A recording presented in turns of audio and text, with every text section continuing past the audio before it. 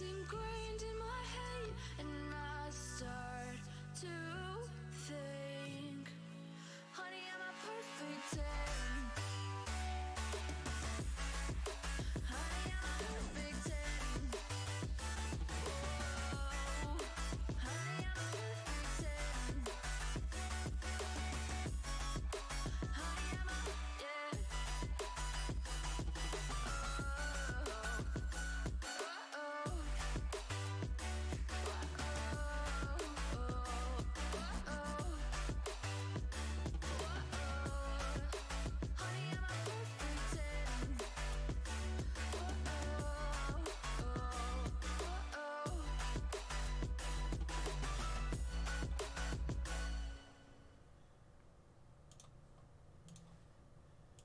Check.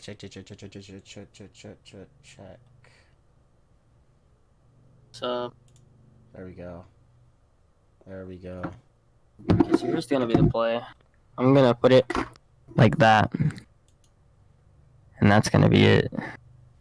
Okay, so we're live. And then I can turn down my sensitivity. You're a loud man, Pale.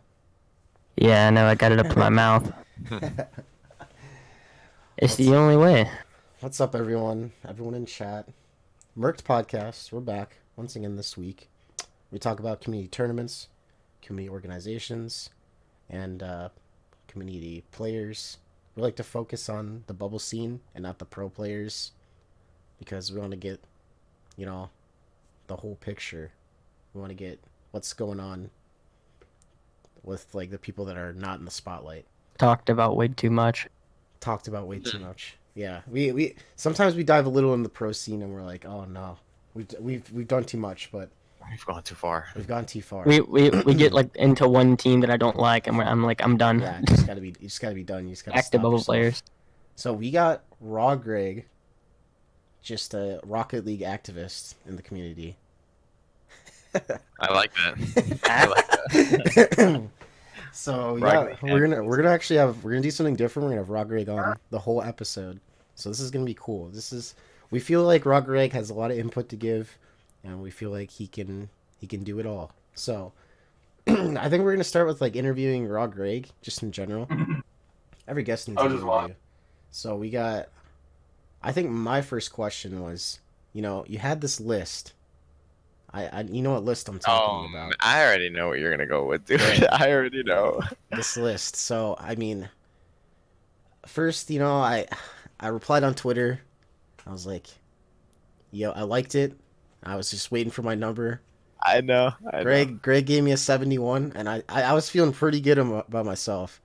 At 71, I was like, damn. I was looking at these other people down the list in the replies. I was like, damn, a 71's actually pretty good. Then the revised list came out, and I think I got put at a 67. I just don't even know. So it was crazy because it started out. What was funny is that like this is at the time when I don't remember who I saw do it, but it might have been like Pig Chaos or something like that. But they started doing like these rankings where they're like, oh, rank you from 1 to 10 or 1 through 100. So I'm like, cool, I'll do it. I'll see what people say, and then. So I started doing it, and then I started getting like feedback from people, and they were like, "Okay, what's my rating? Then I was getting messages like crazy, like 20 messages on Twitter, like, well, "What's mine? I'm like, "Okay," and then I started doing it, and then the more I started ranking them, I'm like, "Well, first of all, why does everybody care about my list? Second of all right, if you guys care about my list, I'm gonna do it. Then I'm gonna really, really do it." So I grabbed, I think, me and 5 other people. And I started like I found the players that liked my tweet and everything, and I obviously did the ones that I played against before or I've seen in like RLRS and RLCS, and I'm like, all right, that's what I'm gonna do. So we started ranking them, and then we took an average, and so it was me and actually 5 other people. So the numbers I was giving out on Twitter, it was an average, and It was funny because I got a ton of pushback from like you were one of them. I remember you were like, "Yo, dude, fucking 67," and I'm like, "Oh my god, I'm sorry." But what ended up happening is I like. Because of the list and the way that it was going, I kept telling myself, like, there's no 99 player, right? Yeah. So if I'm comparing you to a pro player, like, K-Dop's not a 99, because there's no such thing as a perfect Rocket League player. There shouldn't be. There should never be. But as the game evolves, then more and more players will start going towards that 99. But from 1 really, to there K-Dop. Right, exactly. From 1 to, well, and KDOP, I think I had it like a 96, and I think he was my highest rated player. Is this And 2K ratings? basically, exactly. Like we're Basically. like LeBron James like a 94, and you're like, what the? But yeah, so that's basically how I want to do everything. And then the more and more I started doing it, then I started like, so you have tiers, like you have like the RLCS players and where they are, and then you have like the RLS players. And I'm like, well, an RLCS like really really good player should be like a 90, right? Like, and then an RLRS really good player should be like maybe like 85 ish, and then like the borderline like bubble players would be right around 80, and then everybody below should be like 70, like if you're about to push. And then, like, if you're like a grand champ, like I'm thinking like 60 and up. So I'm like, okay, like that's kind of how I started doing it. But then you have to start seeing, okay, this person's above this person, and then that's where it gets difficult because you're like, oh, do you think like one of my craziest ones is people are like, oh, Greg, you think Shock is better than Aeon? And I'm like, whoa, whoa, whoa. And that was the one that everybody was going, hey, Greg, what are you doing? And I'm like, okay, see, this is where I have to revise it. I just have to figure out everything that's going on. But I always did think like Shock was a really good player, but I think I had him like an 84. And I had him like the highest out of anybody, and they were like, Shock's "Oh, better than Aeon. now, maybe." Now. And that's still a maybe, but like I think Aeon's a great player. It's just it's crazy how much, first of all, ratings change within months, and then second of all, what Everyone it's like changes. community Really quick. opinions play a huge factor in that. Like the craziest thing is that like in Rocket League especially, it's like how good are you at this game, and then whoever's the best has the best opinion because they don't care if they have an intelligent opinion. They don't care if they have an informed opinion. They care if they have like, oh, what does Squishy Muffins think of this player? Who's to say Squishy Muffins has the best like talent evaluation on anybody? That's not true. But if he said somebody was good, everybody'd be like, oh my god, that cat's the king. So I think it's weird. Like when I started getting like messages from pros and they were saying, hey, let me see your list. And I started getting the pressure. I'm like, oh my god, why? Oh, no. You care? And then I was like, and then people were like, dude, Greg, don't release it. Like it's gonna cause a shitstorm. What list is this? I was scrolling through. I've been scrolling through Raw's Twitter. I had it. Like, I don't know where it is anymore. I should have known that this is gonna come up on this podcast as soon as I saw Mexi message me. I'm like, I know he's gonna come with the list. I mean, do you have a spreadsheet for this? I think you do. I did. I do have a spreadsheet. Yeah. I kind of want to put this on Mexi pages, just make it published. I think you like revolutionized, the ratings for Rocket League players.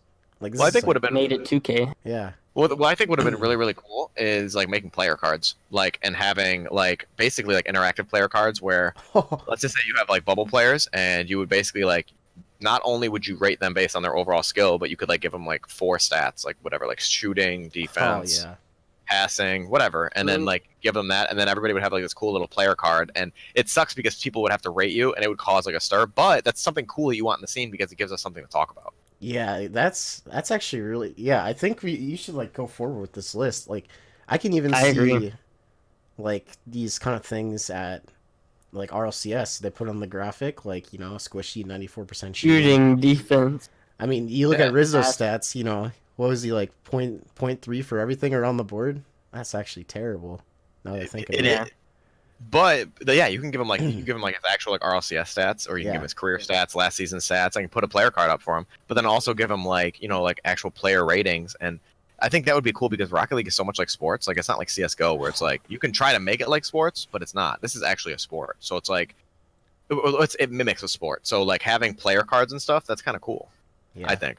You know what I really want? I want these Madden ratings, and then I want legalized Rocket League betting. Yeah. Oh my god. I'd be betting every week. Jealous. I'm gonna have to give credit to Savvy Seal for this one, but he was talking about like imagine if you use the in-game tournaments mode and you did wager matches, and instead of it being for money, about that, yeah. Instead of it being for money, you do like items, and then so in order to enter a tournament, you have to put up an item that is worth a certain amount of keys, and then you enter a tournament, and now instead of rank, you have like these games where I don't know. I think that would be really, really cool. You could put in. Okay, so you have someone start up the match, but they put in their items as the reward, and then whoever wins, you get a bot to come in and like trade with you, and they have all the items there. Right. But it has to be like equal. Like I can't be like I can't put up white Zambas and they can put up like pink. Well, no. I'm not saying wager matches. I'm saying you make the okay. We can talk about wager matches, but also like whenever someone creates a tournament. Like, and 30 people join, then like the person that created the tournament can put prize in there. Yeah. Oh, that's a good idea too. Yeah. Because I see a lot of streamers do that where they'll say, "Oh, I'll give you an item after this tournament, and you win." And I know, it's like Yeah. I don't know A lot of why. people go in the tournaments. Yeah, I don't know why more people utilize the in-game tournament things. Because I Because noticed. tournaments mode sucks because there's so many bugs. Okay, with it. yeah, there's like one of the biggest bugs that I hate is like you can't be like in a party with someone and both spectate at the same time. That's Yeah. ridiculous. Like you usually, let's say you're Oh, casting these matches. what about yeah, the fact that you have to be in a party? you have to be in You a. can't just like Oh yeah, you can't yeah. join them. You can't join one I mean, unless you're in a that's party. where like kind of Face It came in, where you can just join by yourself. That was pretty cool. You just You say Yeah. that, but like, what's Face It doing? I've already talked about this. Yeah, I, didn't I've they said like, just- dude, I don't think Yeah. this Face It thing's actually gonna. I remember saying that like as soon as everyone was talking about Face It, I was like, dude, let's be honest. Like, Rocket League half-asses a lot of things. Like, they move forward with a project and then Yeah. they start it, they get the groundwork, and then they just do nothing else. It takes like months for them to actually do anything. I liked Like- Face It with that, just like the whole concept of it, where you can literally just like go into the extras, join a Face It match, and then you can get these points based on how. I didn't see it. Yeah. Like Rip. I was looking at like the prizes. It might take a while to get these points. Oh but, yeah, it is. Like I mean, it's like it's basically like you can get free items like just for Right. playing Rocket League. I Like, mean, if we're gonna you can talk get- about Face It, like the site, like okay, I don't know about the end game, but like the site was terrible. Like I used to Yeah. play Face It matches, dude. Okay, let me tell you, there was no admins or moderators on these tournaments. So say you're sitting and you can't report a match. You can't report that someone hasn't played their match in like a lower like round than you. If both of them are AFK, you have to sit there for a full hour. Yeah. And then finally they'll get around to it. They'll move them into your bracket, and you have like 3 minutes until you're disqualified. It's like, geez, okay, I was waiting for a full hour. Yeah. Kicked in 3 minutes. It happened like 5 times in a row, and then I literally just stopped doing Face It. I think RawGreg wanted to say something. No, that's wild. I was just gonna say that, like, I remember Face It was supposed to go in. They were in beta, and they announced that they were Yeah. going into beta, and they said it was supposed to be like 2 or 3 weeks. And since it was announced, I mean, what? This has been It's been like 6 what, like 2 months? Yeah, it's been a couple No, months. long, yeah, longer than that. It's, I mean, Face has been around because I remember when we first started doing these tournaments, like we were doing a couple because it was just the thing to do. Like people were like, oh, I guess I'm gonna do a Face It tournament today, and we started doing them, and then it got to the point where it's like, well, what's the point of it? Like it was like a cool idea at first, but then I just realized that it's the exact same thing as in-game tournaments without any Face work It- put into it so far. Yeah. Face It tournaments have been around forever. Actually, it's been like a year at least because it actually started with I think the Open Universal first season, yeah, and then they I did think, cups. They did like multiple cups Oh, every yeah. day for the last 2 years. But I think I was talking about in game. I was talking about in game. Yeah. Yeah, I think it's only been around for like a couple months. The in game part of it, like their own check for Face It match or whatever thing that they have, the options. Yeah. Has that only been around for like 2 months? I thought so. I don't. I Hasn't. think it's been a Yeah. little bit longer because I remember I played a couple with the car, and this is before the car's internet went down. Car's internet's been down for at least 4 months. Oh, but now that's he's why he back. hasn't played. Yeah, I was about to say, yeah, I played him in once. I lost. Yeah, he's back. He's back. But yeah, his internet was like his internet is like magically back. But that was a while ago. So I'm saying like it's been at least let's just say like anywhere between 2 to 4 months or whatever that this has been out, and there's been no announcement on it, and it just feels like Psyonix is doing a thing where they say, oh, we're doing Face It tournaments, and everybody knows about Face It's reputation in the CS:GO community and in other like games, and it's like, whoa, this is a big step. Dedicated servers, this is really really big. But then it's like you said, you put in the groundwork.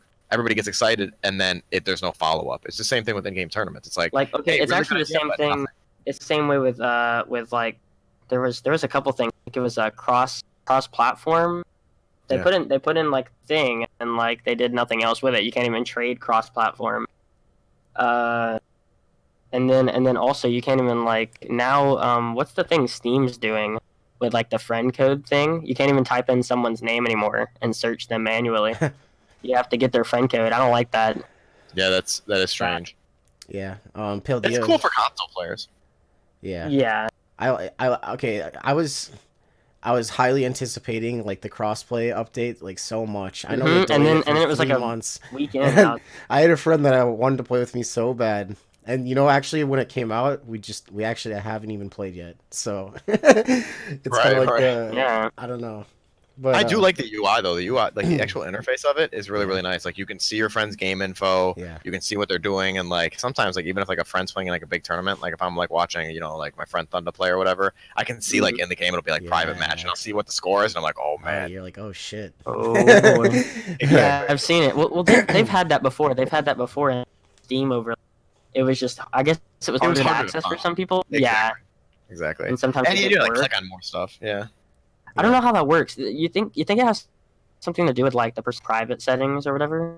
You think it has something? Because sometimes you don't even see people's like score stuff. I think it has something to do with. In Steam it does. In Steam it for sure does. No, I think it's that way in Rocket League as well. The internet itself, because I don't see people's scores sometimes. It just says doubles and Manfield. Yeah, I don't even mess with that type of stuff. Like there might be a privacy settings. Like if there is a settings for that interface, I've never even clicked on it before. Yeah. Okay, I have another question. Okay. I don't know if you feel like, Savvy and Bork. It's been like 3 seasons. They've come so close to the rival series. Do you feel cursed when you play with them? Do I feel cursed when I play with them? Yeah. No. We feel destined. We feel destined. But like the craziest thing is that like I felt a lot of community negativity at first because it was Nap, right? And Nap was coming off of his sub with Cloud9, and everybody was like, "Oh my God, Nap is so good." Bork and Seal are on the come up, and this is going to be a team. They get a game away from play-ins, and then obviously I think they played Compadres, and stuff falls apart. I didn't feel that way. I felt more that way towards the Dapper team up than I did the Nap team up actually. Yeah, I think Nap had been a sub for Cloud9 too. So like no one really knew. Like before that, he was a sub for another team. G2 so as well. Yeah. No one really knew, his skill. That wasn't in the community, I guess. Like that wasn't like high level. And but it's I think that a lot of people gave Nap a high rating because of his reputation, though. And and this is coming off. And you have to think this is coming off of with Mayhem. They were close as well. They ended up losing to I forget who they lost to with. That's crazy, Mayhem. Right? That's crazy. They kept getting higher and higher. Mayhem is super washed, dude. I don't know. Mayhem at the time was a perfect compliment to Seal and Bork. And if you ask Seal and Bork, what they thought about Mayhem as a teammate, like it's a compliment to them because the way that Seal and Bork play. So this is all like tied in together. So you have like Mayhem, who's a very very pass heavy, wants to get Seal and Bork involved type of player, right? And Seal and Bork have a synergy that it's very hard to describe, and it's very hard. I think it's very hard to adapt to too. Like a lot of players don't realize that the things that they do upfield. Sometimes you just have to let it happen, and you have to play third man back. And I think when you introduce Dapper to the team, I think for a while he wanted to adapt. Too much firepower. But yeah, it became where, like when I was coaching them, I noticed that what ended up happening is that Seal ended up playing the back. And it's not to say that Seal's not good in the back. It's that I think that was his weakness. And like you want Seal up front. Like that's how you. And also, you can't split these guys up. Yeah, well. Exactly. And exactly. So then Bork and Dapper were the ones doing more up front. You're having Bork being over aggressive. You're having Dapper being over aggressive, and they were having really really good results against like teams like Afterthought and the Dudes and like the teams that ended up qualifying. But the teams that they were struggling with were like the more fast, younger, aggressive teams. Like Defiant. It's sad. It's so sad to say that because like I don't feel like necessarily like you look at the lifespan of like CS:GO players, and Rocket League players. Like, dude, Rocket League's lifespan is, in my opinion, 14 to 21. Yeah. That's it. Yeah, me and Pale have long discussions. Yeah, we talked about this, but like, yeah, you got all these speedy boys. Like you look like every young player. Like, name me a young player that is a mechanic.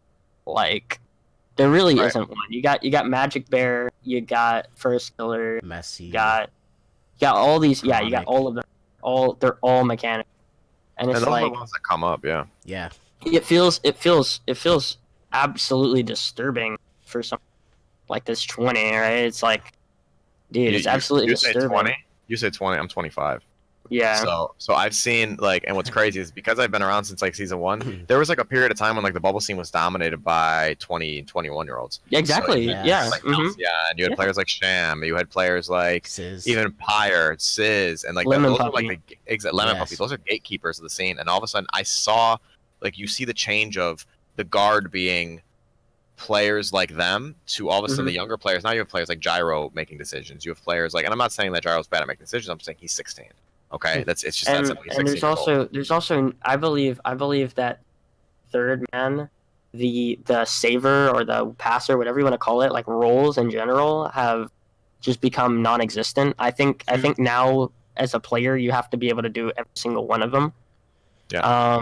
Like you can't just be a passer, you can't just be a saver, you can't be a shooter. Like you've literally got to be. All three players have to play all three positions. Whereas it used to be like Fireburner could get away with it, like Sizz could get away with it because like they had a role on a team. Everyone knew what person's role was. Now it seems like it's a little bit distorted on who's actually the shooter, who's actually the second man, who's actually the third man, because like everyone's good.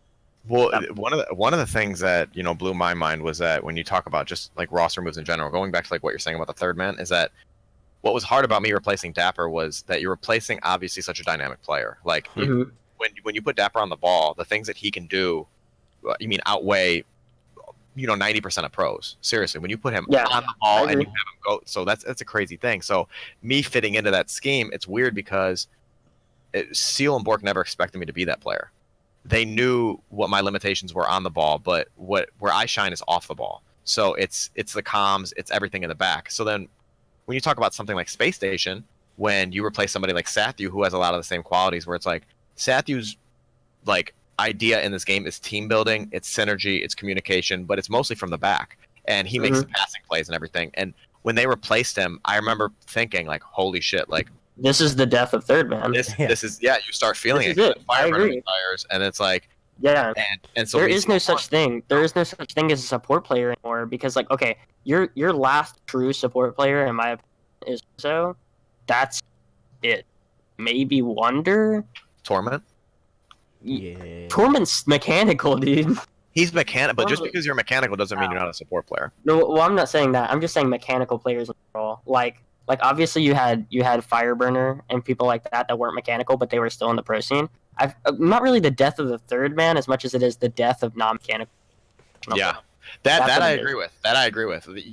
Right now, there is no such thing as like okay. So CS:GO, like CS:GO, whenever you talk about some players, the first word that comes to mind, that's a smart player. Like that's the first thing that on some of these, and then you have like Rocket League players. That's a dumbass. The first thing that's talked about is like that's a monkey, dude. Like, he's speedy. Like that's the first thing that's talked about. Like no one actually acknowledges players anymore, like in pro scene Rocket League, for being smart. Like not many. No, and I agree. I think that like what's funny is that it's the way that the game has evolved too. Like I remember when it's the same thing people used to say about I'm trying to think of a team that like everybody thought was just a bunch of monkeys. Like, I mean, you could even say Seal and Bork. People are like, "Oh, Seal and Bork are monkeys," and then all of a sudden, it becomes more accepting to be a monkey. And then it's like, sad. okay, now it's accepting. Monkey is now the actual. Now it's like I need a monkey on my team. Yes, and you need a monkey. So now it becomes exactly. So now it's like the meta is monkeys, and you want to find the best ones, the best mechanical monkey. Yeah, dude, first killer. But they have to be smart too, and like first killer is the smartest monkey. That's why he's the best. Smart monkey. But even look at somebody like Sipical, who everybody, I remember when he was in rank A, where it's like, dude, Sipical's not good. He's just a monkey. And it's like, you don't realize that his brain is processing things so fast that he's It looks like a monkey, but he's way ahead of you. He's way ahead of what you're thinking. And if you play Sipical in twos, he's always where you think he's not. And that's a mark of a really, really good player. So what do you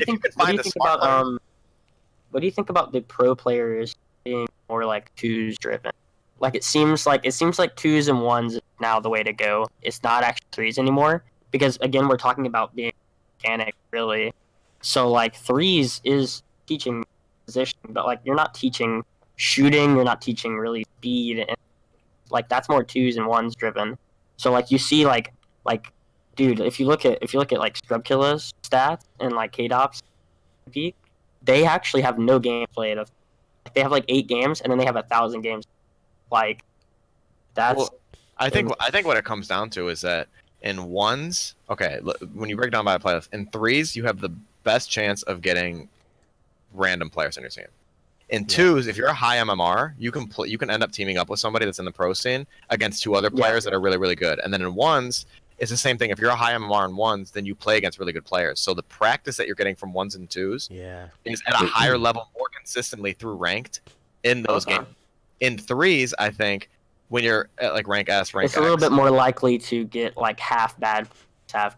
Correct, and you can't predict it. And even if you get a pro on your team in threes, and even if you get a really good player on your team in threes, they play different because it's ranked. So in twos, it's you and him, and then in ones it's just you. So that practice that you're getting over and over is good. And if you mix it with six mans where all the people are at your level, you gain. I think you just get better practice from it. So I think that when you start seeing players play less and less threes, which is what we stopped playing threes. Like if we play threes, we play as a team, and then sometimes we'll go in there and they're like, well, this doesn't even simulate what a team looks like on the other side. So when you're playing against a team, they get lucky because they're not calming. So it's like, okay, they're getting lucky. They're reading the play really well, and they're just reading each other's car language. Or sometimes like they're just so hyper aggressive that you're like, they wouldn't even car be doing language, this if they knew this was a. They wouldn't be doing this if it was a tournament. They wouldn't be doing this if it was a six man. So I think that twos and ones is the best way in ranked to improve. Like look at solo standard, for example. You talk about a dead playlist.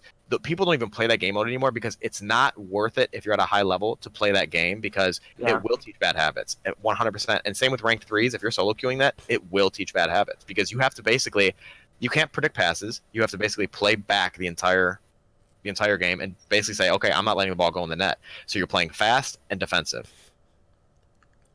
Yeah, that's good. My opinion is like when I play twos and ones, twos and ones are supposed to.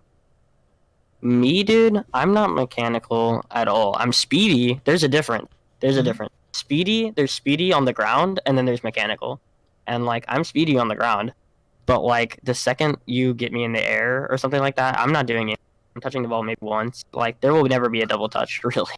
But like I felt like okay, playing twos as much as I have, sure you would think that like I would get mechanics sooner or later. But like the way I feel is ones and twos, I don't even try to like do anything different. I think I play the same way every time, and so like I'm just in a like mechanical rut or something like it's. I'm not playing ones aggressively. I'm not playing twos like any different than how I would play twos every time. And of course it worked. Like I think it was 1900 last year. Like it works, but I don't feel like I'm getting any better. Maybe position wise, but like I talked about, that isn't anything. Like it's important. I think that like the positioning aspect is important that you're learning from twos because it puts you in more situations where you have to use your mechanics. But I think that like when you're talking about being in a mechanical rut, the main thing that I remember, like even back in the day, Low5 had a video where he was just like, go into an unranked game and go for every single ball you could possibly do. And this is when people were learning how to aerial. And it was like, the reason he's telling you to go for every single ball that ever goes in the air is because he's teaching you, okay, I went up for the ball, this guy beat me. Okay, so I shouldn't go up for the ball here. Then you go up for the ball again, and you're like, well, I shouldn't have gone from this position because my teammate could have got it. And then the more and more you learn those things, it becomes more second nature. But nowadays, if you feel like you're in a mechanical rut, it's because the players doing training packs, the players doing free play, and really, really challenging themselves. Those are the ones that are going to get better mechanically more quickly. And then you have to basically, like, I remember the one day I was playing against Wonder in ranked, and I'd never seen Wonder attempt those saves where you come out of the back goal, like where you come off the ceiling of the goal, and he was doing it every time. And I remember thinking, he doesn't give a shit about this game. But then I started thinking, you know what? He's actually just training right now. He's just training against higher level players that are trying. And he's saying, if we lose, we lose. But I'm going to try every single time to go for this. And it's just about making yourself uncomfortable, in my opinion. And the more you make yourself uncomfortable, then when you get into, scrims or six-mans or tournaments, then now when you have to go make that save, Wonder's going to be ready for that save. So I think it's about challenging what Time Tyler told me was I was asking him how did he get the mechanics? Because I felt like Time Tyler wasn't a mechanical player like season 6, season 7 competitive. Like probably a year ago, and now it seems like Tyler is actually pretty speedy. I'm like, how did you get the mechanics? And he's like, go for things that are uncomfortable, I guess. Yep. And I was like, yeah, okay. So I tried to do something like that. In the past like 2 days, I don't know. It just sort of seemed. Now it doesn't seem like I'm doing things that are uncomfortable. Maybe that's good. It is. Yeah. You're gonna lose at first, and it's like, even when you coach players and like you coach them on positioning, like when I coach Seal and Bork, and we go through tournaments sometimes where we're just like, this is how we're gonna play this tournament, and we struggle, and then people are like, oh my god, they suck. No, we figured out an entirely different way to play, and we didn't play it well. But guess what? Now, when you bring at us a different type of, I don't know, play style, now we know how to counter that play style, and we'll be more comfortable doing that counter to you. So when it comes down to it and we really, really have to play, we'll be ready for you. And I think that uncomfortability, as much as it's frustrating because you're like, oh, I know if we just played regular, we could have won. Yeah. Right. But that's not challenging yourself, and that's not getting better. And I think that's where a lot of players struggle. Like, if you want to be a pro, you have to literally do the most uncomfortable shit ever. You have to go through the training that you don't want to do, and it's like, eventually it'll pay off if you put in the right amount of time. But it all depends on how much time you want to put in. It all depends on the training that you're putting in. But if you just keep playing twos the same way over and over, or ones the same way, you're going to be the same player. I really like that mindset. Because there's people like us who we're always looking at tournament results, and we like all we see is like, how does Bork, Savvy, and RawGreg lose to like a rank B team or a B plus team? And like we never knew like this side of the story. How do you like cope with like all the backlash for like losing a series like that? Backlash from who though? I mean, like, let's say people in the community, people in the community, like the B your own plus friends, quote unquote.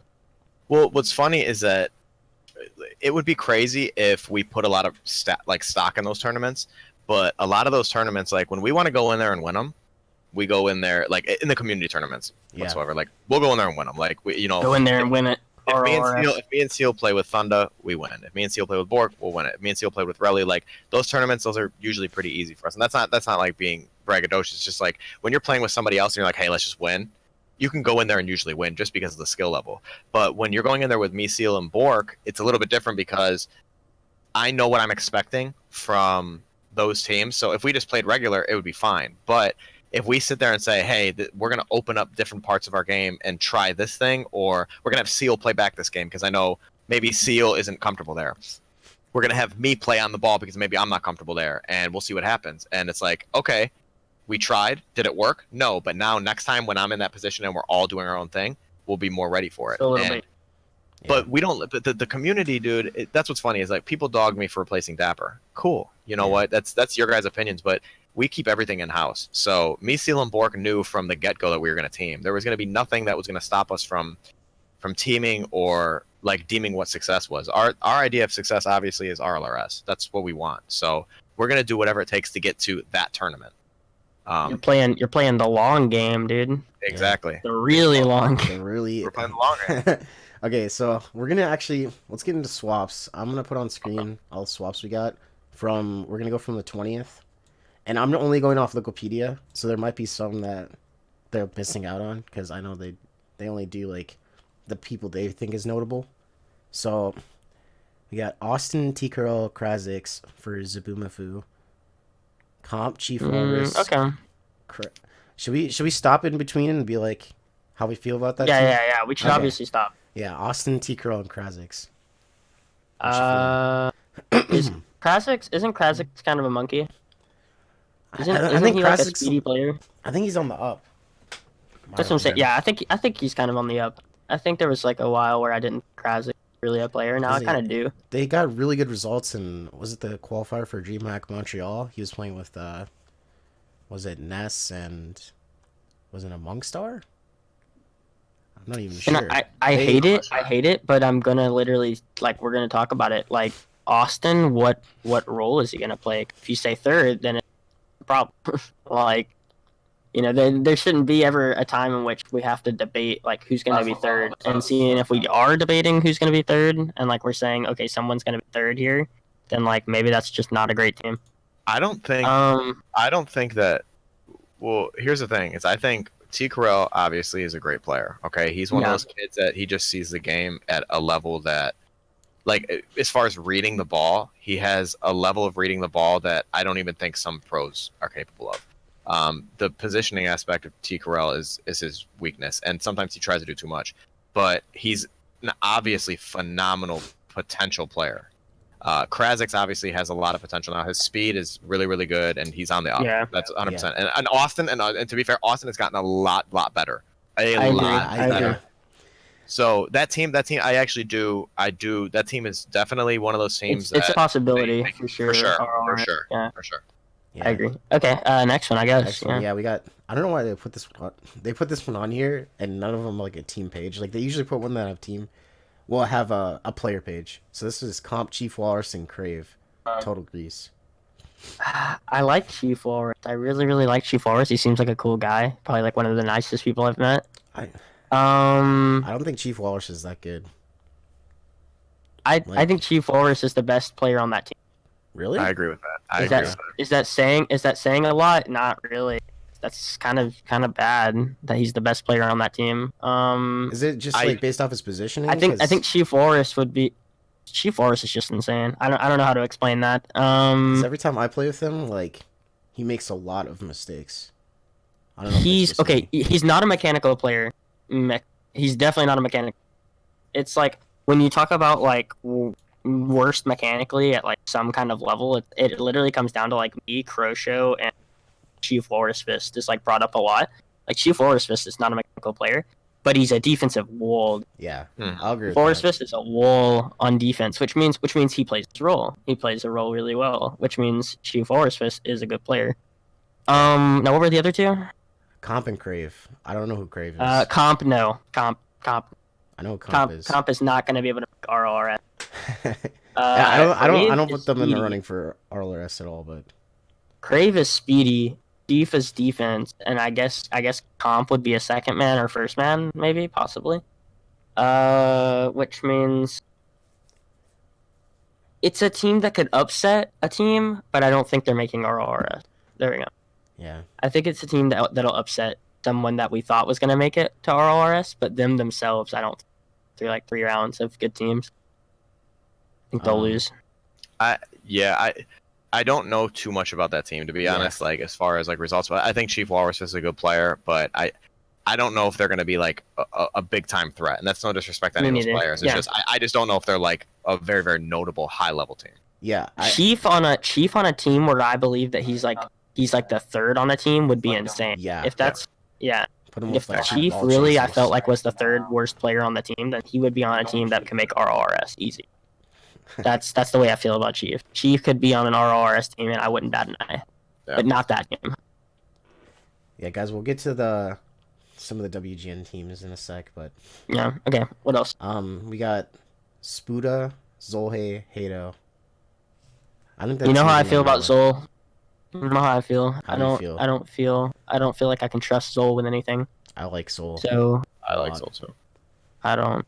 I like that team. I like that team. I just to be honest, that team has potential. They need to show that they care. Let's see. Hatta yes. is very. Seems They very need washed the to me. grind. Yeah, it seems like Zolhe I don't doesn't think- care. Yeah, no, I feel like all those players, like you have Spuda. I think Spuda wants to make it, but Yeah.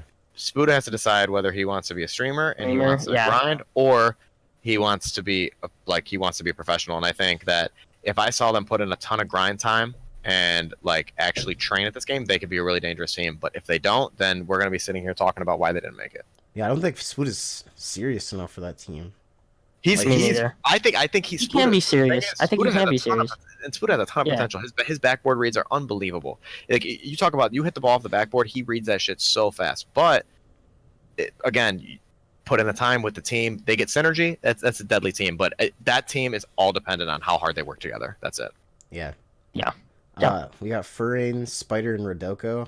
I really don't know who's the starter on that team because I think that is the starters. That's the starters. That's the starters for Ralph's Furran. not in there. Oh, I thought it was Furrain, Spider, and Ralph. That's what I thought, and I thought Rodoko was the sub.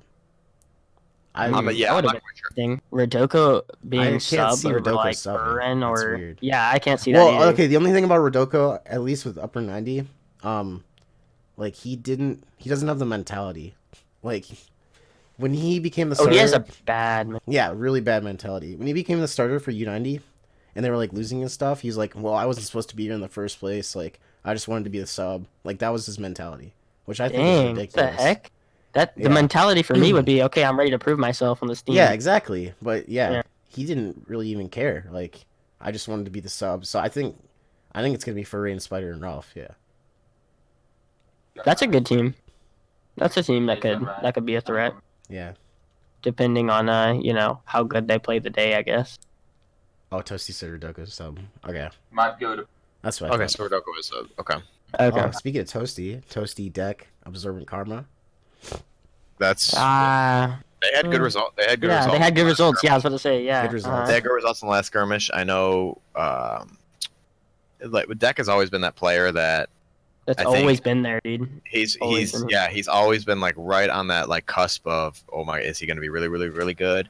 I know Absorbent Karma is one of those players, super smart, so highly intelligent, great striker, fast, and then Toasty is a player that's on the up too. It's like at first, I think he was like B plus like not even a year ago, and B like not even a year ago, and now you see him in rank A getting good results, and not that 6-man means everything, but I mean even just from my time playing with him and against him, you can see that he's gotten a lot better, and so I think that team's gonna go as if Absorbent Karma plays Satoshi and Dex speed, that could be an interesting. This is a team. Yeah. Okay. I don't. The only player I like comment on is Absorbent Karma. I don't know. The last time I played with him in ranked, at least like he was playing really ball chasey. That's all I have to say. Yeah, my experiences with Absorbent Karma is not great. I still think he's a good player. He's always been like on me. the up. I think Deck's definitely the best there. And I guess we're gonna see like if the other two can step up to Deck's level, that's a really really scary team. But I think if Deck plays really really well and they play really really well, then that's a scary team. But if they play regularly, like regular gameplay, I don't. It's gonna be that great. Right. But yeah, that team they have a lot of potential, and again, the thing about them that I love is that they grind. Like yeah, they do. They don't like when you start seeing teams like that on the come up and they're grinding, you never know what their potential ceiling is. And because they have those three players, I think that because of the way Karma thinks, because of the way Tosi and Deck play, I think that they definitely have potential. Definitely. Yeah, we can't see inside that team, but yeah, I agree. We got Kai99 Jr., Geno Cop, and David. This team surprises me. I don't. The only person I like don't know about is David. But no. I don't know if David's ready. David's not ready. I haven't seen them. I've never seen them play. They did, but I know they did play in WGN, and I think they got points. I think they got to 4th. I think they made it to the final bracket. That's all I know, but that's about it. Yeah, I don't. I'd say what's his name? Geno's just good in general. Like talk about smart players. I think Geno's one of them. Really good. Yeah. But David's not ready, and who is the other one? Kai99. Kai99 is been gone. I don't back. Just from I think that man had a really good run, but I don't think he's coming back this season. Maybe he'll pop off next season. I don't see it. I don't know. I don't see do you think potential. do you think Kai's the type of player that only plays good with good people? I think that there's a reason that good people play with Kai99 Jr. And it's not like I don't see Kai99 enough.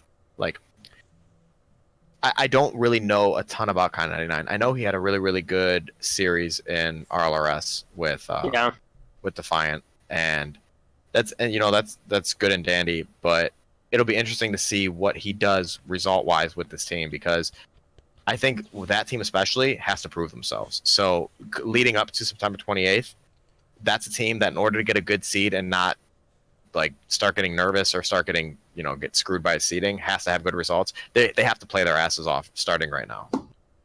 Yeah. So we'll see. But I think if they get a bad seed, it's going to be one of those things where it's like a team up top could beat them. Yeah. Pretty easily, I think.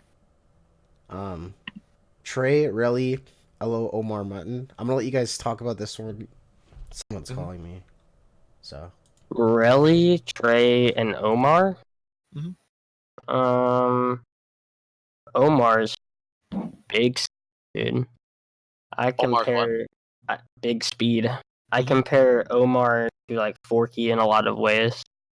I think they're a lot of speed. I think I'm saying this as a bad thing. It's not a good thing, but Forky seems to like use all 100 of his for the aerial every time.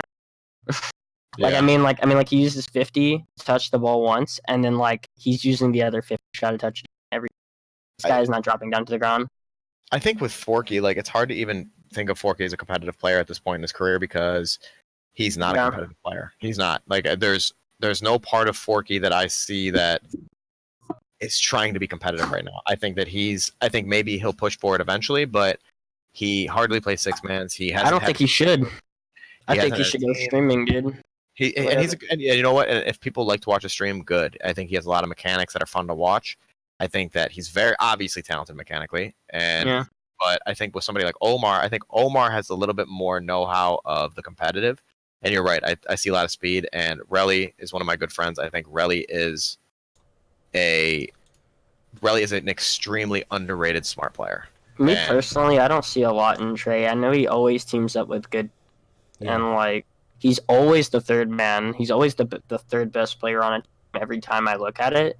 And like maybe there's a reason for that, but me personally, I think he's super overrated if he's rated at all, in a good sense. Me personally, I don't see any hype with Trey, and I think that's gonna wind up being something to watch for there. I think the person to watch in that entire team is how Trey plays. I don't personally have a problem with Omar. I actually agree that Trey is he's the key to that team. If Trey is having a good day, I think because Trey is known to pop off randomly in tournaments, and if Trey can be consistent and play the way that Trey knows he can play, then yeah, I think that team could cause damage. But we have to. That's a team that like right now, because I don't know how they play and because it's a last minute team, we have to see. That's a wait and see team. We got Tanat Tyler joining Soul Flares and Prime Thunder. He got fucked. That's this. I feel like that's the team where it's like, unfortunately, I mean that team's gonna go as Prime Thunder and Ty go. It's if they can't carry Soul Flares, then that's You think so? Yeah, I was about to say, dude. Seems like Prime Thunder is pretty on Soul Flares. I would have thought Soul Flares would have been gone by now. Prime Thunder is a phenomenal player. So fast, so mechanical. It's everything you want in a Rocket League player right now in this meta. Prime Thunder is that. Yeah. And Tanat Tyler obviously is improving every single day. Better. I don't see. I just like sometimes when you have a player, I just don't see it. I just don't see it. And it's not like I'm not saying anything against Soul Flares. I'm just saying I just don't right now. I don't see it. I don't know why Tyler went with them. Where they're like no other options. Dude, that's crazy, right? Think about that. Yeah, that's his best option. You don't think he could have got on that Regino team? Like, what? Yeah. What happened? Like, even there's so many. Really, and Ellum. I don't know. I mean, I think he's going with like. The way Tyler's going is like with kind of like ex-pros, if you think about it now. Dapper. Have you noticed? Okay, so when pros become quote unquote washed, right?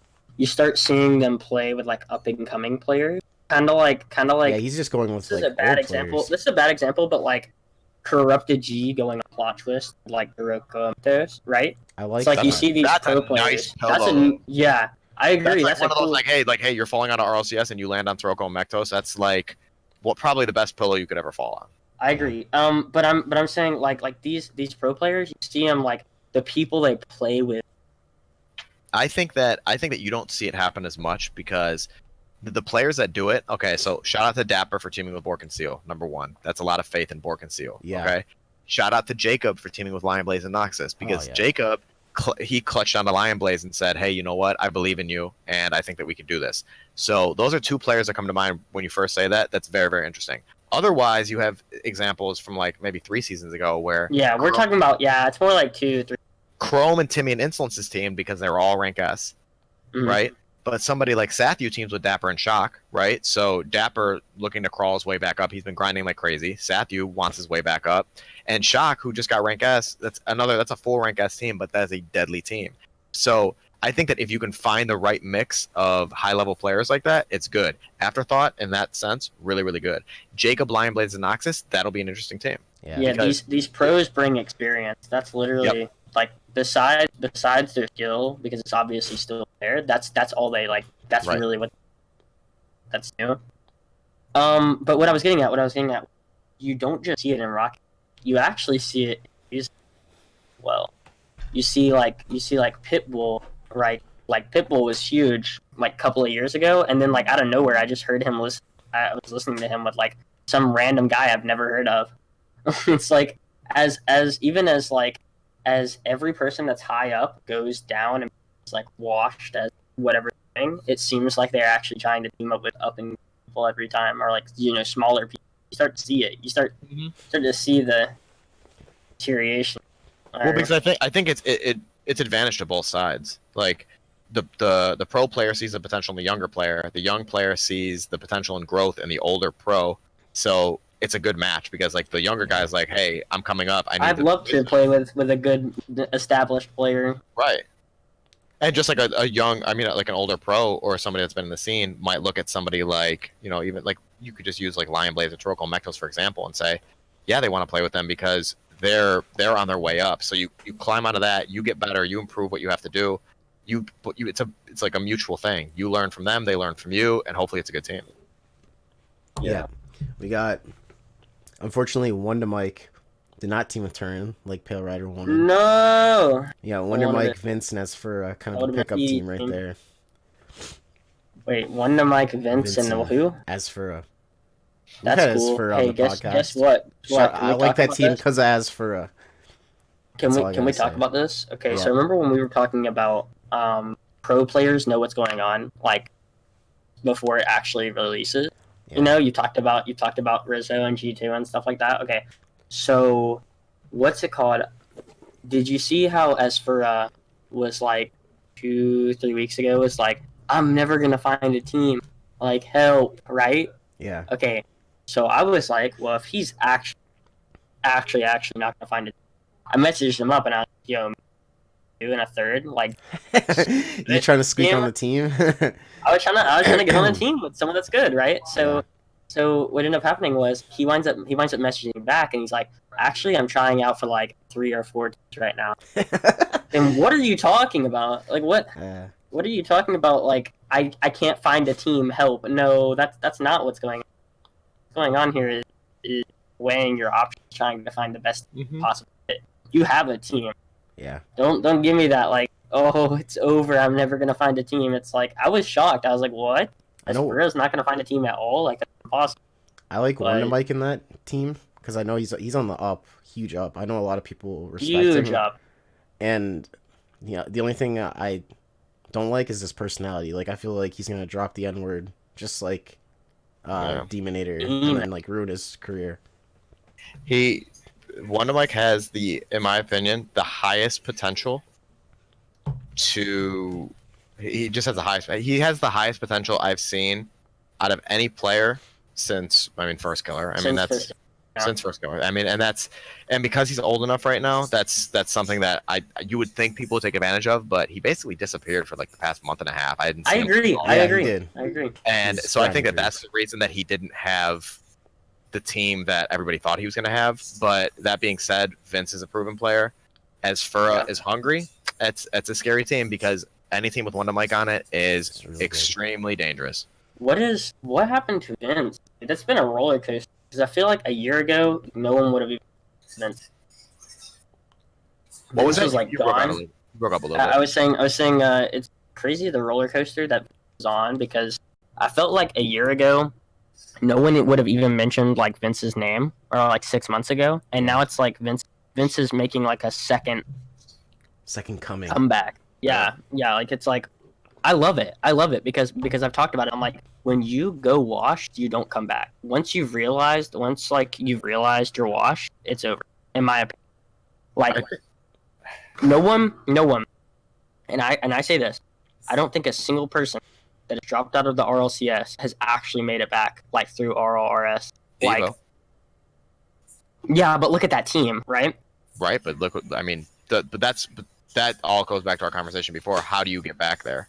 Like, I don't know if it was Devo's skill that got him out of there, but he adapted really well. He came back, and he's a great player. So I think that somebody that I don't know if necessarily if you're washed that you can't come back. It is harder because if you start getting tagged as washed, and people don't want to team with you, that's the trouble. But if you can find a good team to come bring you up and they're patient, then yeah, you'll be fine. I don't know. It's very interesting. Like, dude, there's so many players. Like, think about, dude, whatever. Can you tell me what happened to Key Mac? Keem what? Who? Whatever happened to Nicky Mac? Oh, Nicky Mac. He was going to team with Thorox Go last season, and I don't know what happened. I'm not sure. I'm not sure, but Well, that dude that's is my thing. It's like RRS king. that man was RRS That guy's for playing king. He 2 literally seasons. pops off.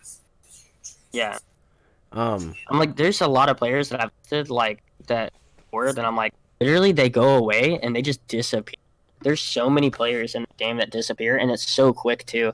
It's like in CS:GO, like the lifetime is just everything on CS:GO is lower lifetime. So like when a player becomes washed or like quote unquote washed, they're still on the team for like 6 months to a year, right?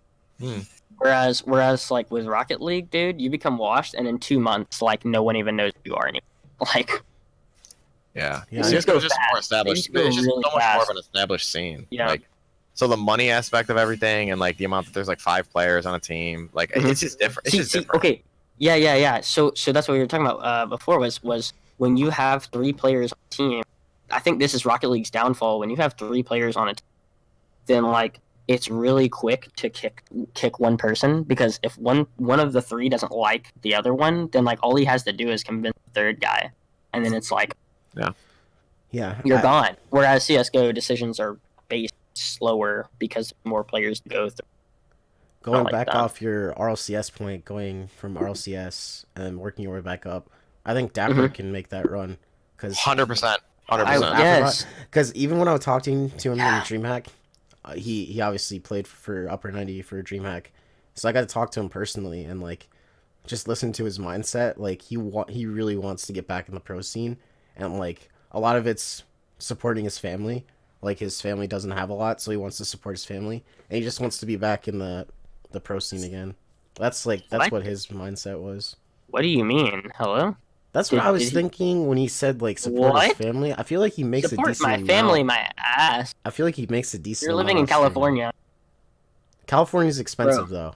It is expensive. I know what we're talking about, but like, do you remember the attire that Dapper wears when he goes on? I don't think we recall this, but I'm pretty sure it was gold glasses, like Gucci. I think he's the And, only like- one that makes money in his family though. That's Dude, what I like- think. Because I know especially, like, he likes Turtle. he likes designer stuff. Yeah. He does a lot of designer It's like- shopping, but So He- if that's really the case, if you are really like a family going down or whatever, then like, dude. Yo, just shout out get to rid of this. Dapper. He has the best style in the Rocket League scene by I far. agree, but Yeah. like That's 100%. he brings the diversity. a West player in California talking about how poor they are, I don't know. You're talking about people like Sizz and Turtle here. Like, have you seen Sizz's house? Yeah, but that's completely different. I don't Sis is rich. like I said, I don't know about Dapper's home life or Yeah, anything. but I don't really do know that much. I That's do what know that his aspirations are to get back to the pro scene, Yes. and I know that he wants. The thing is that his grind is so. Right now, when you look at the way he's playing, you can tell he's on a mission, and that's one player that, like, if I said he's going back, and same with Sathu, that those dudes are going back. They're coming back, and they're going to do what they can. Yeah. How did you feel about Miho being sub G2? I don't understand what Miho's That doing, was because Miho is crazy. literally the most nuts player I've Yeah. ever seen. Mhm. Maybe ever. Like, he is. Dude, like, how in the world did Miho become a subplot for an RLCS for like 2 seasons? Like, It bro, might that just- guy could have been a starter on. It might just be a threes thing where he's making mental mistakes playing threes. I don't know, but I know for a fact that ones and twos, that is his wheelhouse. And if you ever play that guy in twos, that is almost unwinnable. It's game. scary. Yeah. hmm We I got Best JD, player I've ever played in twos. this team. We got JD, Ness, A Lucky, Infinite Shots. Mexican. I don't really. It used to be a full Mexican team, but they're bringing in JD, and I feel like Yeah. JD's been in rank A forever, hasn't he? I played this team yesterday in ranked too. I don't think they're that good. JD's good. I don't know about the rest. Yeah. JD's. I'll say Yeah, that. I haven't seen enough of them yet. Me Yeah, I neither. just need to see more. Yeah, it's a Um, wait and see. If I give him like a rank and it's wait and see, it's wait and see. Wait and see. Buzz, D-Bank, Jared, 2 CRL players, and then Jared. I really like Jared. I think he. I don't think D-Bank's the best player. I think DeBank is amazing. Uh, I think Jared's am a I really confusing solid him with threes someone? player. Am I confusing him? I feel like I confused I D-Bank. yeah, I and confuse T-Fast a D-Bank. lot. I confuse D-Bank with a lot of people too sometimes. Yeah. don't Okay. know Maybe why. I'm wrong. He's just like That team. The thing about that team is that, like, you want to hope that Jared is focused, okay, and Yeah. Jared has the mentality where he can get down on himself pretty quickly yeah. and start blaming outside things, and that's just from what I've known in rank A. It's from what I've known from other people. Really toxic too. You can get debanged. You just get online. Buzz is teammates with my sub Tristan on Akron. Oh yeah. And Buzz is a good player. And DeBank, I thought DeBank has always been the best player on his teams for forever. So I think that I agree, but we're the debank team. I know he teamed with Origin K one season and with somebody Trey. else. He made Renegades with Trey and someone else. And remember Trey. I can't remember right off the top of my head right now, but I think that DeBank has a lot of potential. He's always had a ton of potential. Yeah. I agree with potential. I don't think he's not established. I see a lot of potential. No real establishment. That team is another wait and see. I want to see the results that they have together as a team, leading up to the play-ins. Yeah, there's a lot of these teams like this where I hope they do. It's so wide open. I hope they do skirmishes. I hope Dazarin does a lot more skirmishes, and I don't know if Cloudfield's going to be doing anything after like what happened last season, because I know he was really disappointed that the turnout was so bad, and I don't think he's going to be motivated enough to do anything else for the community. So I think it's gonna fall into like Dazarin's hand, or it's gonna fall into like an RLCS or an RLS caster. But I hope Dazarin does a lot more skirmishes so we can see like all these teams. Yeah, same. I think the team that I really want to talk about, to be honest with you guys, is Avidity. Oh yeah. Which team is the Innocence team. Innocence, Innocence, and Chicken. Is Chicken the starter? I like Innocence a lot. I'm telling you guys right now, Percy, Chicken, and Innocence, that's a very, very good team. Like, I think it's crazy. I've never played Chicken in my entire life. He was a six-man warrior. He was ranked. If we talk about play, like if you said like all-star players that are outside of RLRS, like all-stars, like game-changing players, Chicken is like one of four. Outside of RLRS right now, that I would say that you put him on your team, and that team is an instant contender. Yeah, he is absolutely out of his mind. I agree with that. I had Chicken a lot, and he played like 300 games as six-mans when he was in rank B, and like went up to B+, and then started playing with Percy and Innocence. But this guy won like every series. Like he kept that pressure, like really solid. Didn't make that many mistakes. Yeah, really solid threes player. He's him. Like the players that are like right now that are like game changing. Communism is one of them. He's an all-star. Yeah. Like where you say like all-star outside of it. Chicken is another all-star outside of it. I'm gonna be honest with you guys, and this isn't biased. Savvy Seal is a game changer outside of it. I agree with that. Yeah. And I mean, Sathu and Dapper in their own way are game changers outside of it. Sathu just because Sathu is so much more experienced and intelligent and fast and than most of these players at this level, that you're starting to say that team versus a non-RLRS team, I don't see how many teams are going to compete with that. Yeah. Yeah, we got the meme team, Derek, Heroics, and Mittens. I know Pale is going to try out for this team. That's a no. That's a no. I mean, Pale, I don't think it's a good team, Pale. I mean, they're only in it for content. That's not. I'm in it for content, too. You just want the followers. I mean, yeah. I think Heroics is terrible. Dude, you do realize, like, let's be honest, Rocket League, yeah, but pro scene probably isn't gonna happen unless like I really pop off someday. But like content-wise, like, I want to build some content. You can make hella content off RS. Yeah. Cut down every series. Yeah. I actually literally talk about every series. No, but like I've got a lot of ideas, but I don't want to do them until I feel like I have enough people to watch. Worth it to me. And that's not really as much as you would think, but like I want it to be like 3 digits, I think, is where I'm going for. But like it takes a lot of time for me to think about content, I guess. I'm just like if I would have got Derek and Mittens, let's be honest, like my follower count would have bounced like a couple of hundred. Yeah. Probably. Yeah. It would have been insane. We're gonna do 2 more teams, and then we'll get into like the whole U90 and Nefarious situation. So we got Insolence, Money, and Luke probably the most surprising team I've ever seen. Like, Yeah. And Soul was like, I That's don't probably know. the most Insolence random just always squeaks his way, dude. I swear, don't Insolence know. has been in like every RLCS there's besides like the last play. Like, I just don't know. That's another wait and see team because it's the most random group of people I've ever seen put together in my entire life. Throw it together. Yeah, you know what's that's- funny? The only thing that me and Mexi actually got right, like actually, was that we didn't believe in Noble Esports. That's the only thing we got right Yeah, I was gonna Which noble? Which about that noble? entire bracket. The one that played the Okay, the so Zombie Coop Shark, yeah, Astra, Okay. Alpha. I know Yeah, with WGN, our predictions, if we look at last podcast, our predictions bad. were completely wrong. We Yeah, had we U90. thought U90 are Plot linked up in Twist the finals mid. versus Plot Twist, and U90 and Plot Twist didn't even make the final bracket. Linked up made it, but and they I thought Plot lost. Twist would beat Linked Up pretty easily. Oh my Didn't god, happen. that was so funny. Yeah, I was I just don't even like- want to talk about this. And U90 was a shit show. Holy shit. That Which probably oh let in. yeah, they didn't even win a series. They didn't even win Yeah. a game. they barely even got goals. Like they had no pressure on the ball. Like it, and that was the fear like that we had. I don't know. They do really good online. I know They do. They they all had- don't have this- have like LAN experience either. That's the thing. This is the weirdest thing about that. Okay, you qualify as one of 7 teams in North America to make a big LAN tournament. Okay, so you're Yeah. one of the 7. Basically, at this point, let's just That's- call it favorites.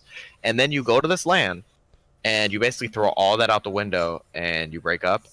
To me, it's such a misplay. It's the biggest misplay that I've seen so far from this offseason, but it makes it easier for us. It makes it easier for everybody else, and it's I a agree. plan Yeah, there. I agree. I just I guess we're already into it, but I know people wanted us to talk about Bullsend. I mean, last comments on Bullsend winning WGN. Communism is absolutely Communism. insane. Communism, dude. Communism. Communism. I know everyone came into that land like just talking about communism. I Mhm. think But but Guy's super unfortunately, nice too. Yeah. you have to talk about communism because like first of all, Stokely, extremely smart player, great player, good guy, awesome dude. Dino on the come up. He Yeah. hasn't really played competitive ever, but you can tell he's starting to get into competitive. So Dino, it'll be that team will go as Dino goes, but communism, all-star again. All-star, he's the game changer. Stokely, great player, smart dude, backbone. I talked about my thing with Bulls last week was I didn't personally feel like Stokely's mentality, like wanting to get better and stuff like that. I thought it would really I didn't feel like he was going to put in any grind whatsoever, and that still might be the case. This is one Yeah. tournament, we but yeah, I don't personally feel like Stokely's in it for the long run, dude. we both felt like we didn't put Bullsend in the final bracket, but after I looked at like a couple skirmishes results from Dazran, I was like, oh shit, this team is dangerous. Like they're What's funny really is good. we lost 2-3 to them. We lost 2-3 to them, and they ended up like 3-0ing everybody else. And it was funny Yeah. because we were pissed because we play them well in scrims, and like every single time we scrim them, they're extremely good games. And like, I'm not gonna say who wins either way, but it's like when we scrimmed against them, we're like, okay, we're good, we're fine. Then we lost them 2-3, and we were pissed because we lost game 5 OT. And it's like then I saw them 3-0, 3-0, 3-0, and like 4-0 afterthought. I'm like, what the? And then I started looking at the result. I'm like, hey. Actually, that's not as bad as I thought it was. Yeah. Like, Yeah, that's I actually will that looks say, a lot though, better right now. It's crazy that we have it again lifespan of Rocket League. They could do really well for like 2 weeks, and then just like we're gonna talk about this team in like 2 months. We're gonna talk about this, and I'll be like, yeah, I remember they were kind of good. They won a thing, but like, you know what I'm Interesting. saying? Like, I have a question for you guys, and don't change any answer just because I'm here. What do you guys think about our team? Like, I'm not gonna. I've already said it. I've already said it. We basically go off results, and based off results, We definitely said your team probably wasn't gonna go. Yeah, not gonna go. Okay. Last season, I guess you were the sub, but we had Pale had you going, and I was like, this team is cursed. They're not gonna make it, and you guys didn't make it. And then this season, And then I lost hope. I don't know. Now that I hear your mindset, Yeah, There's yeah. so Now many that I good hear it, teams, I have though. to change it. But like beforehand, before this thing, I was like, okay, here's the didn't make it with Dap, and I it's like just I that say, you guys a lot have of so teams many go downhill. results. It's like so hard to tell. That's what's so funny. Is it's like There's too we- much. There's we too have many too many results. results. Too many And that's- results. Right. Right. So I think for this month, what we're gonna end up doing is it's gonna be a lot more results based starting right now. Like where because we've been grinding for 6 months doing our own stuff in the off season, we didn't even think that like the results were gonna matter because we're like, hey, we're just playing together, like we're just getting used to it. And all of a sudden, people are like throwing results at our face. I'm like, wait, it wasn't even the on season yet. Now it's the on season. So it's like, okay, now we're gonna start exactly. doing no like, every tournament matters. I'm gonna be honest. Like you're either throwing or you're tryharding. There is no. I mean, at least for me, like me and Pale look at a lot of community tournaments. Like I actually, every time I'm working, I like keep an eye on the bracket, like the community tournament of that night. I'm like, oh shit, like what team's gonna do good? And I know Pale, he beat Nefarious like last season when they were really good. Nefarious and we lost in 5 overtime to the J-Bot Plipbroski Alraz team. Yeah, we had Desi's team beat Avocado, and Avocado didn't make it to the RS. Yeah, we just like seeing those upsets. We had such good results. Like we only played 2 tournaments. Our first tournament we beat Nefarious, beat like 2 B+ teams at the time, and I think that was 2. B+ was new that month. And so we were like, oh crap, we're going in, we're gonna top. And like I think a lot of people like in the Discords, like random people like Andy and Jax and people like that were like, yo, these guys are gonna be nuts. And then like we went into RLCS, right? And what happened was we played J-Bots. Okay, our bracket, by the way, was the worst bracket qualifier one in my It was Deck team, it was Deck, Beastabonium, and D-Bang or something like that, and then it was Broski, Alraz, Plip, J-Bot. They played J-Bot. And I was like, was really good, but like so then literally we played the J-Bot team, lost game 5 or like that, and then we were gonna play them in the losers finals to make it to top 128, and then Solus's mom told him he had to do laundry. So he didn't play. There's so many we had to play with our sub and we got wrecked. Like our sub was there for a meme spot because I was last minute picking teams. Like they got me on the team like literally like an hour before signups ended. Because I was talking about how I didn't have one. But then I was thinking I'll play qualifier 2. We'll play qualifier 2. We'll make it easy because we've already got the results. And then they pretty much told me like a day before qualifier 2, they were like, hey, we're actually both not going to be there. It's like, what? Yeah, that sucks. So that sucks. All I wanted to do in top 128 was, like, that's literally it. I was like, I want to mess some shit up in the bracket. That's it. So we'll go U90 situation. I'm gonna. That was my Merc segment, by the way.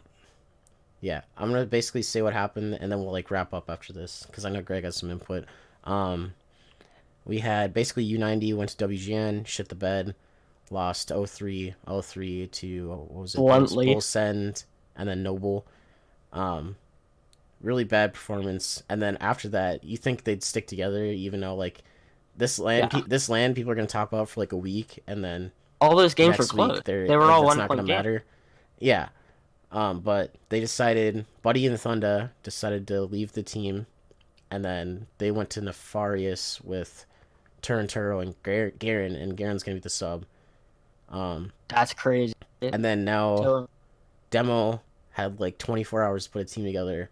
He picks up Ghost, and Infinite was already, we were gonna declare him as the sub, but since Buddy and Thunder left, picks up Ghost and puts Infinite as the starter. And now, hey, what happened to Ghost Crash and Ralph, by the way? Remember we were talking. I don't know. Ghost said that, but now he's teaming with Democat. So yeah. So what's going to happen with Ralph, dude? Ralph's on a team with Rodoko and Spider and.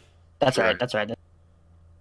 For Rain. So do you think that was Ghost looking for an opportunity, or do you think that was Ralph? I know Ghost. He was subbing for Beastabonium. I think they had plans of teaming. I guess it didn't go through because I know Ghost was. No, I'm saying, who do you think left it? Who do you think left? Ralph. I think Ralph did. Okay. That's in my opinion. I don't. Actually, I think Ghost could have done that. I'm not sure. No, Ghost wouldn't leave because he was. See, I wouldn't think that either, dude. Ghost is fond of him, but anyways, I know Ghost was subbing for some rank A team. It was Beastabonium's team, but then he put out a tweet like. You know, as much as like I want to sub and like try to get this tag, he's like, I actually want to play, and then the opportunity arose like last second with Democat, and I don't know if you have more input on this, Greg. Like a little more behind the scenes info. About U90. Yeah, U90 and like the whole situation. I think that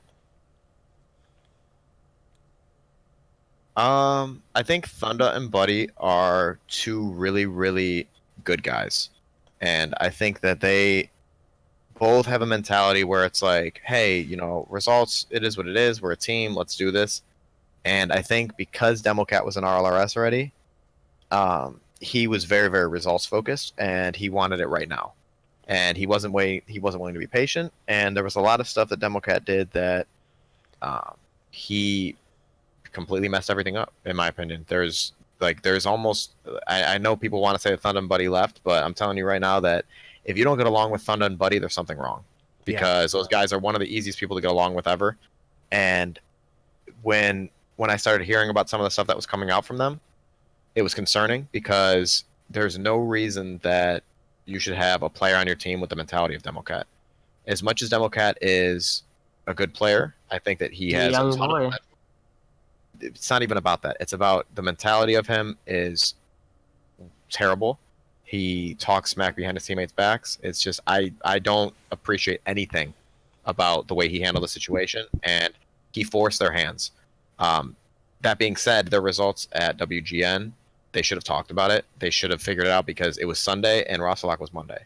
So at that point, you've They had were already results. signed up too. Yeah, and you have good results as a team. You have good results. Like let's not even look at like what happened at WGN. Let's look at who they beat to get into WGN. Let's look at who they beat in the skirmishes prior. Let's look at who they played in the tournaments prior. They had good results. When you're talking about scrims, they were getting scrims against all the top level teams. They were getting offers from other orgs too. Even they weren't even an RS.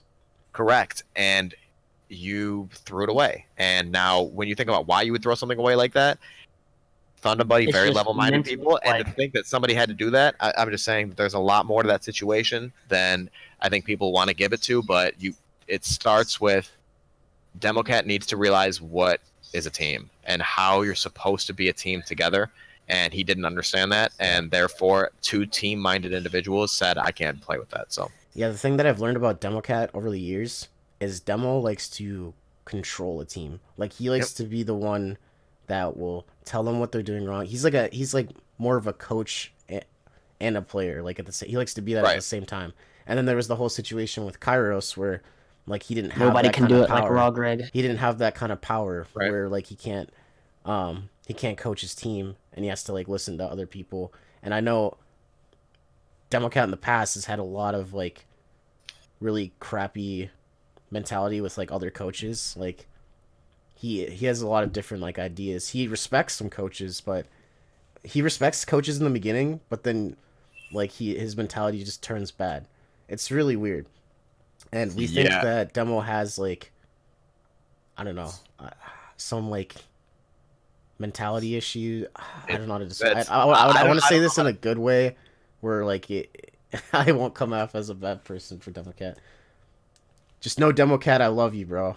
But I really sincerely hope the best for Democat, but he right now needs to understand that this game is a team-based game, and you have two other players on your team, and like even the moves that he was making last season with U90, with when it was Slushy, Shadow, and Rodoko, you're switching people out like that.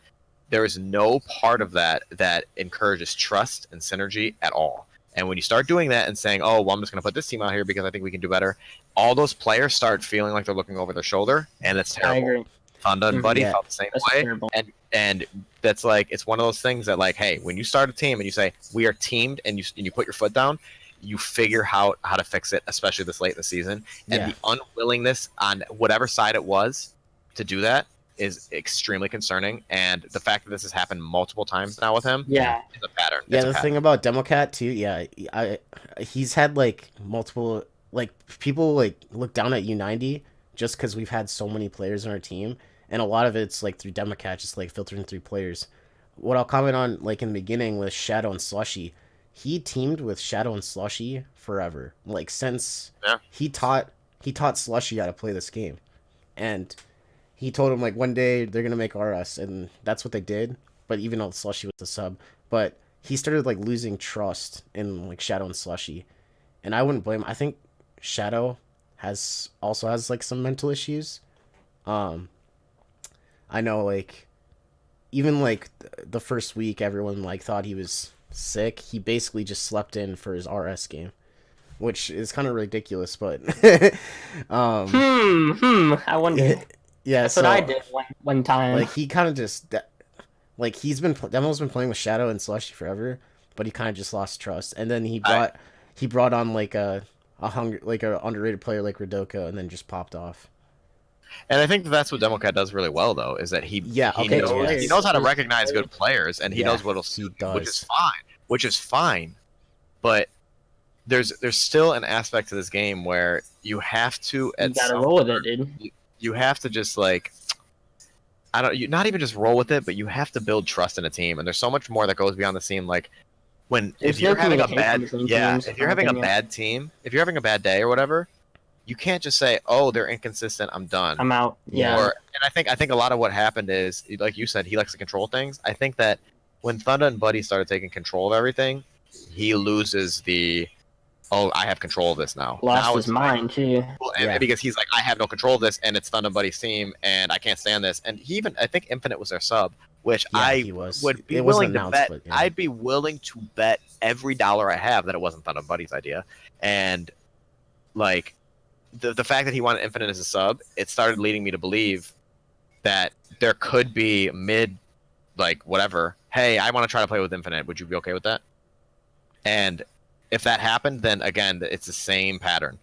So the fact that he's teamed with Infinite now just shows everything you need to see because he wanted Infinite and now he has Infinite. The thing with Infinite, I know like the first thought was like we told him like we need to get like this roster locked in. We need to announce a sub. We just need to announce the team. And then after WGN, it kind of just turned to crap. I know we had Infinite before, I think, like, we got him, like, 2 days before WGN or something. And we're like, yeah, we'll announce our roster after WGN. And I'm glad we waited because, holy crap, things just turned to shit. But I agree with a lot of RawGreg, what he said earlier. Because Demo knows how to, like, build a team. You can, like, pick players and be like, this is going to be good. That's why, and then he'll have control over these players. He'll have control over Ghost and Infinite because they're both hungry players. They're looking to make a name for themselves, and I think it goes back to like Rodoko, in a sense, where like taking a player that hasn't been really known, not like the best in the scene, and then being able to control him, bring him up. Yeah, because I know Rodoko went through a lot of coaching. With Democat, you can expect at least like 4 hours of coaching like every day. So I know this team. I feel like this team is just going to pop off randomly. Like Demo, Ghost. I know their player styles probably work better too, because Demo will thrive with like a ball chaser, like we said earlier. And Ghost, I think Ghost will bring that chase. Like he'll bring that pressure that they never had. So I think this team might actually like do really good, even though it's last second. Even though what you're doing is you're eliminating options. Like every time you go and you're shit to like Thunder and Buddy, and like you're just eliminating any future prospect you have with those people. Like it's burning bridges. It's burning bridges. On good terms.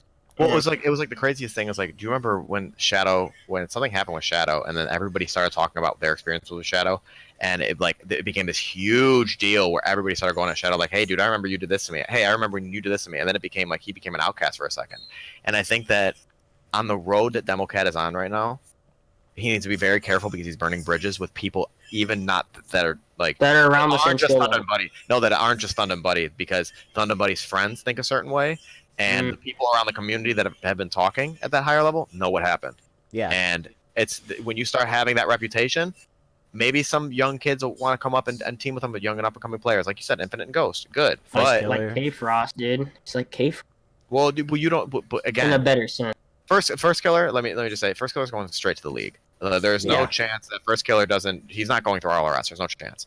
So I think with somebody like with Democat, he has so much potential as a player. He has so much. He does everything the right way. I mean, he even went through. I don't know if you guys remember No Capes back in the day. And it was Emptiness and Dark Demise. And Emptiness is such a great coach. He such a great coach. But like you talk to anybody in the scene that had to go through Emptiness's camp, and he made you a better Rocket League player. So he went through that, and that's a good thing. But Now it's about building camaraderie with the team, and it's about having that trust that when you look at your teammates across from you at a LAN, when you talk to your teammates in comms, they say, Demo, I trust you, and Demo says, these other two players, I trust you, and we're going to go into this and do this, and you have open communication. That's a strong team. If you cannot have open communication and tell everybody what you need to work on without breaking up and without replacing, that is a very fragile team, and that's why U90 had the results they did in RLRS. That's why maybe one tournament they do well to get in, and that's it. So it's about longevity. It will always be about longevity in the long game, but you have to pop off for that one tournament. So you have the short game, you pop it, and then it's the longevity, and the teams that stay will be the teams that have the longevity. Yeah, this team, yeah, this is gonna be really weird. And then Nefarious on the other side, I think Buddy and Thunder are gonna do really good with turn. I think what the team missed with Demo, Buddy, and Thunder, I really don't know how that team did good, because I feel like there's no offensive pressure with that team at all. Because Buddy and Thunder are more, they're both like, not Buddy and Thunder, Buddy and Demo are both like reserved kind of third man type players, which that's why I don't know how they actually got results. They are like one of those teams that they would beat you on the fundamentals. Like they were just like, it's funny because like, I mean, me and Thunder, like I teamed with Thunder back like 4 seasons ago, and I took a chance on Thunder because that was one of the players I recognized. I was like, man, look at this kid, he's out of his mind. And I'm not saying I remember that team. Was that RBG? It was Crimson. It was called Crimson, and it was me, Thunder, and Dazoo, and the reason I picked up Thunder is because he's such an up and coming player. You teach somebody like that the game, they start understanding it, and because you put the mechanics to the positioning, and it's like, whoa, this is really dangerous. And now with somebody like Thunder, now with that knowledge, with somebody like him playing at a higher level, he's now at this point where he's going to play fundamentally, he's going to have the mechanics, and he's still a ball chaser at heart, and he's going to do the mechanical things that you need up the field. So I think that him and Demo and Buddy complemented each other because they had their passing plays. Their passing was really good. Their passing was so good, and that's how they would beat you. None of them were selfish. None of them are selfish. So now when you add Turin to Thunder and Buddy, it's going to become pressure and passing. Yeah. So we'll see. I think that's going to be an interesting team to see going forward. Turin's so good. That's what I hope will unite will end up. I'm not as confident with. I haven't seen Infinite that much, which that's what I hate. So I don't know like much about Infinite. I know he's rank A. That's about it. So I really don't know. He was a console player going in. We're kind of just about all I know about him. With U90 right now. Like we're just gonna have this team ride out, and if they make RS, they make it. But I don't think we're gonna announce like official roster. They're just kind of like they're there.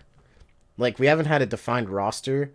I know Wikipedia put it on like they put Buddy and Thunder on U90. We actually never announced that as the U90 team because there was like some other stuff that I won't get into with like Kairos and stuff. But so that's how it's gonna move forward. But we'll see what happens for RS. A lot of good teams.